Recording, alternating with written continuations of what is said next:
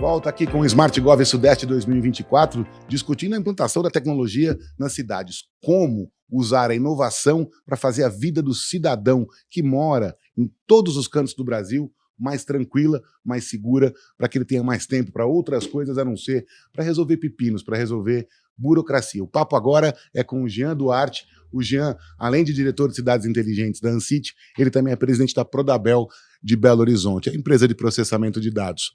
Belo Horizonte já está nesse caminho faz algum tempo, né?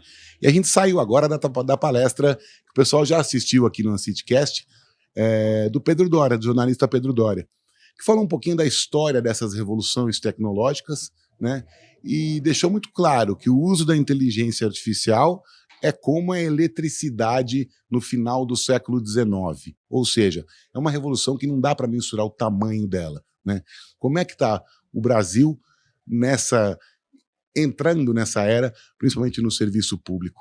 Você tem muito a ver com isso, né? Você é o cara na ANCIT que conhece as iniciativas de todos os nossos associados. O Brasil está num bom caminho, as conversas estão levando a essa facilitação, a gente vai conseguir ver cada vez mais cidades mais inteligentes. Excelente, olá Fábio, olá todo mundo que nos escuta aqui, também nos assiste aqui no ANCITcast, é um prazer falar para os nossos associados, para os curiosos e para aqueles que vão se engajar ainda nos eventos da ANCIT. A palestra do Pedro Doria foi muito inspiradora, né? Na verdade, chama todos nós a uma reflexão de que nós estamos numa fase de deslumbramento com a inteligência artificial, mas ela é como uma onda. A onda, ela vem e você pode surfar na onda, você pode tomar a gente fala, né, tomar um caixote, né, tomar um caldo dessa onda, e aí como é que você vai lidar com ela?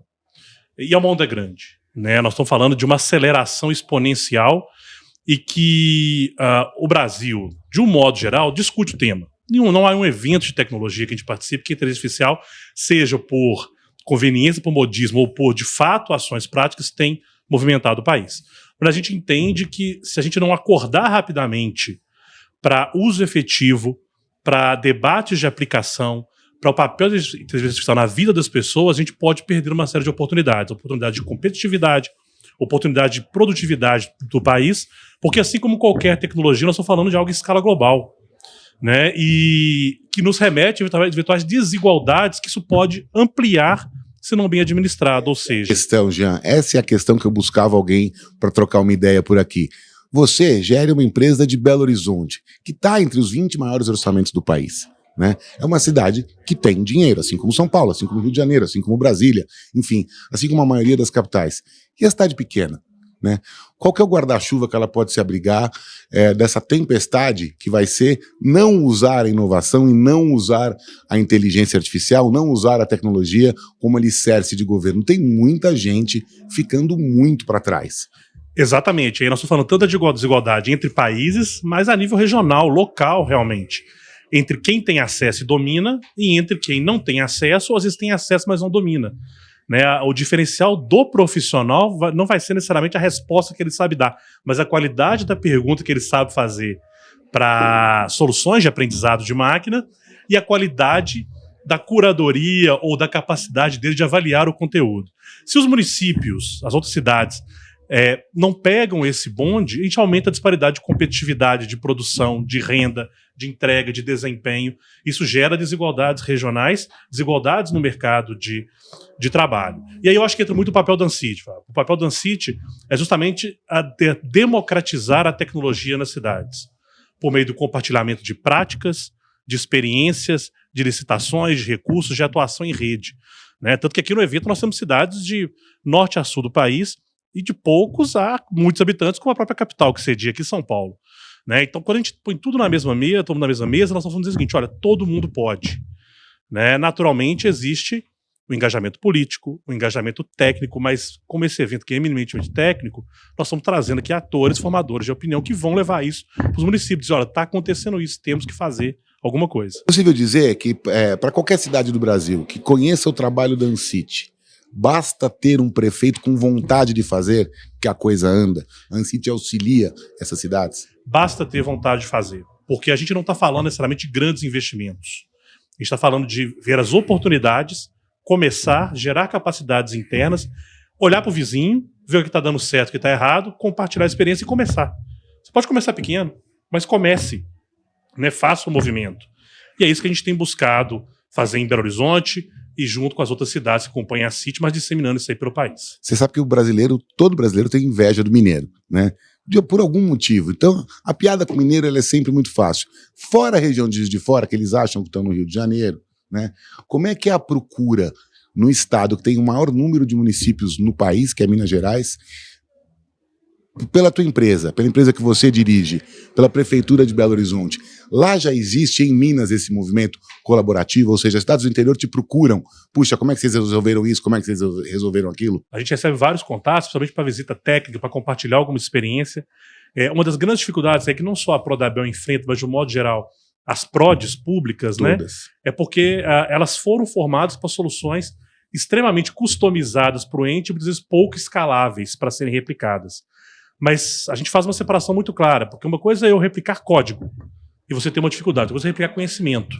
Então, o conhecimento a gente sempre replica, e a gente sempre tenta colocar coisas em dados abertos, as fontes, etc., mesmo que o código não seja aproveitado, para entender os caminhos, fazer parcerias, para falar assim, olha, eu percorri esse caminho aqui, errei aqui, isso que está dando certo, olha para isso, olha para aquilo. Eu comecei então, que nem você, deu um breakpoint aqui. Isso. Então, assim, a gente tem a oportunidade de compartilhar isso com várias cidades lá de Minas e do país todo, na verdade, que hoje não tem fronteira realmente. Agora, você, quando o Pedro disse, foi a pergunta que você fez para ele ali no bastidor, logo depois que acabou, né? Em qual das 3 hipóteses que ele acredite? Ou seja, a inteligência artificial vai nos engolir e vai exterminar a humanidade. Eu também não acredito nisso. Né? O segundo ponto, em que vai ter um momento que alguém vai ter que apertar um botão, não para, que isso aqui está perigoso, com uma regulação. E o terceiro ponto é que a gente vai levando. Né? A tradução daquilo foi: a gente vai levando e não vão virar. O que você acha? Você acha que há realmente perigo na inteligência artificial? Não? Eu concordo com o Pedro que ela não vai nos engolir, né? Ela não vai se tornar maior do que o ser humano. Mas eu também acho que só ir levando é perigoso se você entender que você não está avaliando as consequências do bom uso e do mau uso, como de qualquer tecnologia. Né? Ele falou de fake news, ele falou de... Haverá mau uso. Né? Então haverá mau uso. Então não é só ir levando. Por outro lado, né, quando o contraponto desse que se coloca é a regulação. Está tendo debate no Congresso Nacional. Agora, a regulação, eu falo assim, o remédio muitas vezes não pode ficar maior do que a doença. Ou seja, a gente pode correr o risco de que com a regulação a gente tolir a inovação, restringir mercado, se ela não for na dosagem certa para combater esses problemas. É a diferença do veneno, da droga e do remédio. Né? É exatamente por aí. As doses, né, a dosagem. Então... criar vacinas, né? Tem que criar vacinas. Tem que criar as vacinas, mas ao mesmo tempo tem que entender que, na verdade, o grande benefício desse tipo de tecnologia é a capacidade de aprendizado e evolução rápida. Né, e que a depender do marco regulatório, você pode limitar isso ou restringir mercados. Por quê? Voltando até naquela pergunta inicial, eu tenho várias startups hoje competitivas que estão trabalhando com IA.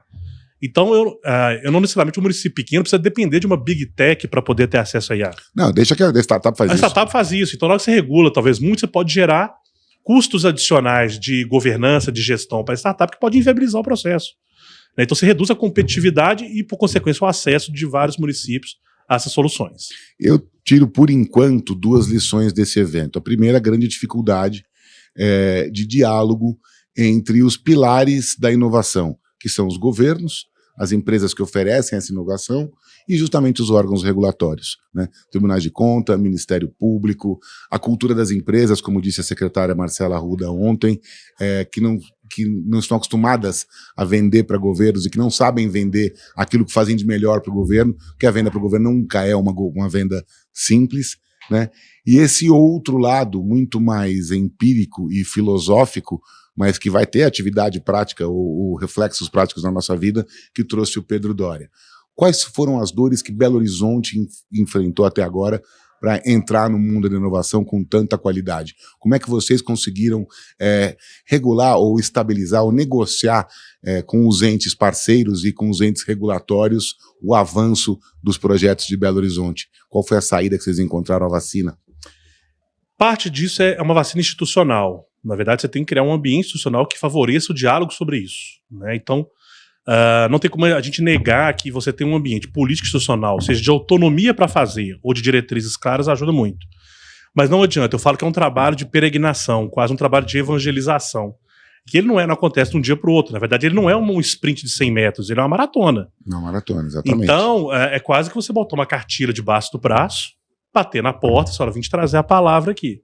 E gerar convencimentos para esse tipo de abertura. Tanto que eu apresentei aqui ontem, dada a temática central de desenvolvimento econômico, falando sobre a transformação digital para a melhoria do ambiente de negócio em Belo Horizonte. A gente teve que enfrentar órgãos regulatórios para eles inovarem em processos, desconstruindo a mentalidade do Estado burocrático, do Estado autoritário, para um Estado que, na verdade, confia no cidadão, e a inovação está em como que eu uso a tecnologia para me valer dessa confiança, mas ao mesmo tempo tornar a coisa auditável, tornar fácil e fluida para facilitar a vida do empreendedor na cidade, né? Então você tem que dialogar com órgãos regulatórios, com órgãos de tecnologia, com pessoas, com cultura organizacional, e é isso que a gente tem que fazer diariamente, né? Porque às vezes a gente apresenta cases, parece que a coisa é um interruptor, né? Você liga e desliga, não. Vem de um processo, né? E o processo de cultura ele demora, mas ele tem que ser um grão a cada dia. Já esse processo em Belo Horizonte começou mais ou menos quando a gente sabe que é uma cidade, é uma capital, né, de um dos 3 maiores estados brasileiros, é uma cidade com recursos, né, mas isso é tudo muito recente, né? A organização, por exemplo, da inovação em São Paulo começou lá para 2016, 2017, né, e depois com a criação de uma secretaria, né, com a ligação da empresa de tecnologia com essa secretaria, também com a secretaria de governo, enfim. Em Belo Horizonte esse processo começou quando? A pauta de modernização de Belo Horizonte, na verdade, ela tem aí mais de 10 anos, enquanto tema de modernização de gestão. A questão é que essa pauta ela vinha muito voltada para uma foco muito para dentro, de processos burocráticos, mas sem dialogar necessariamente com inovação, não era transformação digital, né? E com uma transversalidade baixa, muitas vezes com uma agenda própria da modernização e numa agenda que atendesse de fato prioridades de que impactavam na cidade. Então a gente faz essa mudança dessa pauta de inovação, incorporando a transformação digital, o viés do cidadão, do empreendedor, do servidor público, ou seja, modernizar para dentro também. Eu falo que não adianta eu ter um restaurante com um salão bonito que a cozinha é uma bagunça, então você tem que pegar essas várias vertentes, mas fazendo mudanças culturais e um alinhamento estratégico das ações de inovação com as dores reais da cidade, não simplesmente ficar ali discutindo um modelo de carimbo, ou de formulário, ou de qualquer outra coisa que eu quero inovar, que gera gasto de energia, mas não gera resultado.